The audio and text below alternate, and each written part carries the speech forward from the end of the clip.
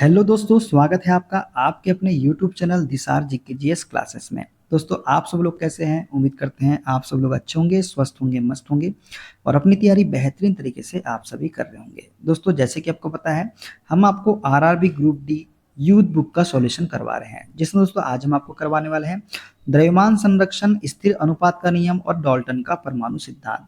इसके जितने भी क्वेश्चन इस बुक में दिए गए हैं दोस्तों, सारे हम इस वीडियो में कवर करेंगे। दोस्तों, वीडियो अच्छा लगे वीडियो को लाइक कीजिएगा, शेयर कीजिएगा, कमेंट कीजिएगा। चैनल पर नया है चैनल को सब्सक्राइब कर लीजिएगा पल पल की अपडेट के लिए। और दोस्तों, हमसे जुड़ने के लिए, क्लास की अपडेट के लिए आप हमारा टेलीग्राम चैनल ज्वाइन कर सकते हैं। टेलीग्राम चैनल का लिंक मैंने डिस्क्रिप्शन बॉक्स में आपको दे दिया है। चलिए दोस्तों, देर ना करते हुए स्टार्ट करते हैं आज का अपना सेशन। दोस्तों, द्रव्यमान संरक्षण के नियम से जितने क्वेश्चन इस बुक में दिए गए हैं सारे वो हम देखेंगे। Law of conservation of mass, देखते हैं पहला क्वेश्चन। एक रासायनिक अभिक्रिया के दौरान अभिक्रियाओं और उत्पादों के द्रव्यमानों का योग अपरिवर्तित रहता है, इसे क्या कहा जाता है? दोस्तों, एक रासायनिक अभिक्रिया के दौरान अभिक्रियाओं और उत्पादों के द्रव्यमानों का योग अपरिवर्तित रहता है, इसे ऊर्जा द्रव्यमान संरक्षण का सिद्धांत हम कहते हैं। क्या बोलते हैं? द्रव्यमान संरक्षण का सिद्धांत। ठीक है। एक रासायनिक अभिक्रिया के दौरान अभिकारकों और उत्पादों के द्रव्यमानों का योग अपरिवर्तित रहता है, इसे द्रव्यमान संरक्षण का सिद्धांत, law of conservation of mass हम कहते हैं। द्रव्यमान का ना ही सृजन किया जा सकता है तथा ना ही नाश किया जा सकता है, परंतु वह आपस में पुनर्व्यवस्थित अवश्य हो सकता है। ठीक है, देखते हैं स्थिर अनुपात के जितने भी क्वेश्चन पूछे गए थे वो सारे क्वेश्चन। निश्चित अनुपात का नियम किसके द्वारा दिया गया था? दोस्तों, निश्चित अनुपात का नियम जो है ये जोसेफ अल प्राउस्ट के द्वारा दिया गया था। किसके द्वारा? जोसेफ अल प्राउस्ट के द्वारा। जोसेफ प्राउस्ट ने स्थिर अनुपात या निश्चित अनुपात के नियम का प्रतिपादन किया था। इस नियम के अनुसार दोस्तों, प्रत्येक रासायनिक यौगिक में उसके अवयवी तत्व द्रव्यमान के अनुसार सदैव एक निश्चित अनुपात में पाए जाते हैं, चाहे वह यौगिक किसी भी विधि से प्राप्त किया गया हो। ठीक है, ये है कौन सा नियम? निश्चित अनुपात का नियम। देखते हैं अगला क्वेश्चन। निश्चित अनुपात के नियम के अनुसार क्या होता है? दोस्तों, निश्चित अनुपात के नियम के अनुसार होता है, रासायनिक पदार्थ में तत्व हमेशा द्रव्यमान के निश्चित अनुपात में मौजूद होते हैं। यही क्या है? हमारा निश्चित अनुपात का नियम है। तो इसका राइट आंसर हो जाएगा ऑप्शन नंबर सी वाला। निश्चित अनुपात के नियम का प्रतिपादन प्राउस्ट ने किया था। इस नियम के अनुसार किसी रासायनिक यौगिक में अवयवी तत्वों के भारों या द्रव्यमानों का सदैव एक निश्चित अनुपात रहता है। उदाहरण के लिए H2O में हाइड्रोजन और ऑक्सीजन के भारों का अनुपात कितना है? 1:8 है। किसी भी स्रोत से प्राप्त जल में हाइड्रोजन और ऑक्सीजन के भारों का अनुपात सदैव 1:8 रहता है। ठीक है, आपको ये याद रखना है। देखते हैं अगला क्वेश्चन। निम्नलिखित में से किस नियम के अनुसार दिए गए रासायनिक पदार्थ में हमेशा वही समान तत्व होते हैं जो वजन से एक निश्चित अनुपात में संयुक्त होते हैं? तो दोस्तों, कौन से नियम के अनुसार हो जाएगा? तो ये हो जाएगा स्थिर अनुपात के नियम के अनुसार। किसके अनुसार? स्थिर अनुपात के नियम के अनुसार। स्थिर या निश्चित अनुपात का नियम क्या है दोस्तों? स्थिर या निश्चित अनुपात के नियम का प्रतिपादन प्राउस्ट ने किया था। इसके अनुसार किसी रासायनिक यौगिक में उपस्थित अवयवी तत्वों के द्रव्यमानों का अनुपात सदैव स्थिर और निश्चित होता है। जैसे 2Na+Cl2 क्या बन जाता है? ट्वाइस NaCl बन जाता है। तो NaCl यौगिक बनाने के लिए सोडियम के 23 ग्राम और क्लोरीन के 35.5 ग्राम एक निश्चित अनुपात में ही सहयोग करेंगे, अर्थात अनुपात सदैव क्या होगा? 23:35.5। ठीक है, ये सदैव क्या होगा? निश्चित होगा। देखते हैं अगला क्वेश्चन। कार्बन डाइऑक्साइड के सभी नमूनों में 3:8 के द्रव्यमान अनुपात में कार्बन और ऑक्सीजन होती है। यह डैश के नियम के साथ सहमति में है। तो ये है लगातार समानुपात। ठीक है, किसके साथ सहमति में है? लगातार समानुपात में। निश्चित अनुपात के नियम या स्थिर अनुपात के नियम के अनुसार किसी रासायनिक यौगिक में तत्वों के द्रव्यमानों का अनुपात क्या होता है? निश्चित होता है। जैसे कार्बन डाइऑक्साइड में कार्बन और ऑक्सीजन के द्रव्यमानों में अनुपात कितना होता है? 3:8 के अनुपात में ही होगा। आयोग द्वारा दिया गया विकल्प लगातार समानुपात ही निश्चित अनुपात का नियम है। तो ये राइट आंसर हो जाएगा ऑप्शन नंबर बी वाला। देखते हैं अगला क्वेश्चन। CaO में द्रव्यमान के अनुसार Ca और O का अनुपात डैश होता है। दोस्तों, CaO में द्रव्यमान के अनुसार कैल्शियम और ऑक्सीजन का अनुपात क्या होता है? तो ये होता है 5:2। कितना होता है? 5:2 होता है। दोस्तों CaO की बात करें तो द्रव्यमान के अनुसार कैल्शियम और ऑक्सीजन का अनुपात कितना होता है, तो कैल्शियम का द्रव्यमान कितना होता है 40 होता है, ऑक्सीजन का कितना होता है 16 होता है। जब इसको हल करेंगे दोस्तों तो कितना निकल के आ जाएगा 5:2 निकल के आ जाएगा। देखते हैं अगला क्वेश्चन। पानी में हाइड्रोजन तथा ऑक्सीजन डैश के अनुपात में उपस्थित होते हैं। दोस्तों पानी में हाइड्रोजन तथा ऑक्सीजन जो है ये 1:8 के अनुपात में उपस्थित होते हैं। किसके अनुपात में 1:8 के अनुपात में। जल में हाइड्रोजन एवं ऑक्सीजन का द्रव्यमान के अनुसार अनुपात कितना होता है 1:8 होता है, ठीक है। जबकि आयतन के अनुपात में जल में हाइड्रोजन व ऑक्सीजन का अनुपात कितना होता है तो 2:1 होता है। किसके अनुपात में आयतन के अनुपात में। देखते हैं अगला क्वेश्चन।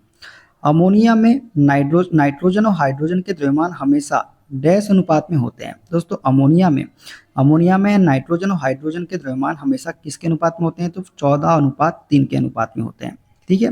अमोनिया की बात करें तो NH3 की बात कर रहे हैं, ठीक है। दोस्तों अमोनिया की बात करें तो अमोनिया में नाइट्रोजन और हाइड्रोजन के द्रव्यमान हमेशा 14:3 के अनुपात में होते हैं। अमोनिया गैस को सर्वप्रथम 1771 में प्रिस्टले ने खोजा था। किसने खोजा था प्रिस्टले ने। यह विभिन्न जीव जंतुओं पेड़ पौधों के सड़ने व ज्वालामुखी पर्वतों से निकलने वाली राख में पाई जाती है।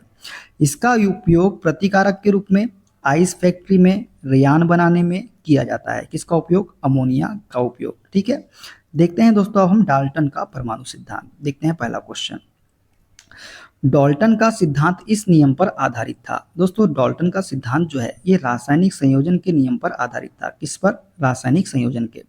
डाल्टन का परमाणु सिद्धांत दोस्तों रासायनिक संयोजन के नियम पर आधारित है। डाल्टन के परमाणु सिद्धांत के अनुसार सभी द्रव्य चाहे तत्व यौगिक या मिश्रण हो सूक्ष्म कणों से मिलकर बने होते हैं, जिन्हें हम क्या बोलते हैं परमाणु कहते हैं। डाल्टन के परमाणु सिद्धांत के अनुसार परमाणु पदार्थ का अविभाज्य कण होता है। जो डाल्टन का परमाणु सिद्धांत है दोस्तों इसके अनुसार जो परमाणु होता है ये पदार्थ का अविभाज्य कण होता है। रासायनिक संयोजन के मुख्य रूप से दो नियम है, एक है द्रव्यमान संरक्षण का नियम और एक है निश्चित अनुपात का नियम। देखते हैं अगला क्वेश्चन। डाल्टन का सिद्धांत आधारित है। दोस्तों डाल्टन का सिद्धांत जो है ये रासायनिक संयोजन के नियम पर आधारित है। किस पर रासायनिक संयोजन के नियम पर। देखते हैं अगला क्वेश्चन। डाल्टन का परमाणु सिद्धांत निम्न में से किसके लिए एक स्पष्टीकरण प्रदान करता है। दोस्तों डाल्टन का परमाणु सिद्धांत जो है ये द्रव्यमान संरक्षण और निश्चित अनुपात के नियम का एक स्पष्टीकरण प्रदान करता है। कौन डाल्टन का परमाणु सिद्धांत, ठीक है। देखते हैं अगला क्वेश्चन।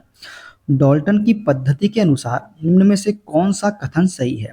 दोस्तों डाल्टन की पद्धति के अनुसार जो सही कथन है वह है परमाणु पदार्थों के अविभाज्य कण होते हैं। ये डाल्टन के परमाणु सिद्धांत में बताया गया है, तो ये हमारा क्या हो जाएगा सही हो जाएगा। देखते हैं अगला क्वेश्चन। जॉन डाल्टन के सिद्धांत के अनुसार प्रत्येक पदार्थ छोटे छोटे कणों से मिलकर बना होता है, जिन्हें क्या बोलते हैं परमाणु कहते हैं। और परमाणु को किसी भी भौतिक या रासायनिक विधि से विभाजित नहीं किया जा सकता है। डाल्टन का परमाणु सिद्धांत द्रव्यमान संरक्षण के नियम और निश्चित अनुपात के नियम पर आधारित है। इस सिद्धांत के प्रमुख बिंदु है दोस्तों वो देख लेते हैं कौन कौन से हैं। दोस्तों पहला बिंदु है प्रत्येक तत्व अति सूक्ष्म अविभाज्य कणों से मिलकर बना है, जिन्हें हम क्या बोलते हैं परमाणु। भिन्न भिन्न तत्वों के परमाणु के गुण भी कैसे होते हैं भिन्न भिन्न होते हैं। परमाणु कैसा होता है अविनाशी होता है, ठीक है। देखते हैं अगला क्वेश्चन। निम्न में लिखित में से क्या डाल्टन के परमाणु सिद्धांत की अवधारणा नहीं है। तो अवधारणा नहीं है पूछा है। पहला है दोस्तों भिन्न तत्वों के परमाणु में भिन्न द्रव्यमान और रासायनिक गुण होते हैं, ये अवधारणा तो है, तो सही है आला। यौगिक बनाने के लिए परमाणु छोटी पूर्णांक संख्या के अनुपात में संयुक्त होते हैं, ये भी सत्य कथन है दोस्तों, ठीक है, ये भी अवधारणा है।